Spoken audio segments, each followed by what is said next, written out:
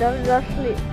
Danas je drugi dan na Malti i danas obilazimo Valetu. Valeta je glavni grad Malte. Ona je sačuvan u starim zidinama i ima u potpunosti očuvan duh prošlih vremena. Zbog toga je grad stavljen na spisak svetske baštine UNESCO.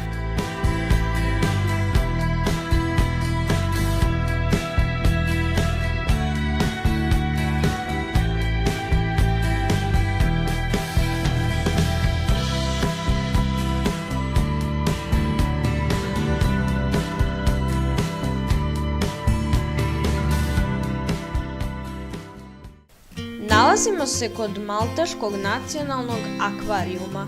Tamo postoje više od 200 vrsta riba, 50 vrsta ajkula i 25 vrsta meduza.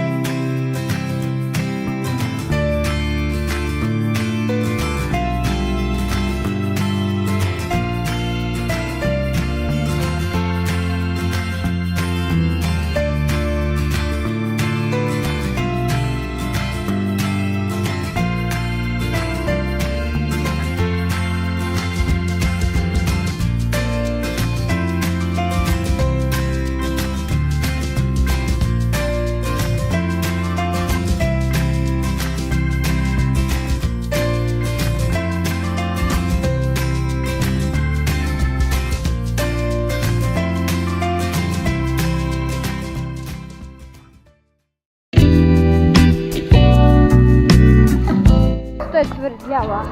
Dakle, znači opasana je velikim i debelim zidovima. Ova tvrđava je mnogo stara. Znači da je bila sagrađena u srednjem veku. Ova tvrđava se nalazi u gradu Medina, koji je smešten u centralnom delu ostrva Malta. Njegovo stanovništvo čine potomci samih vitezova malteškog reda.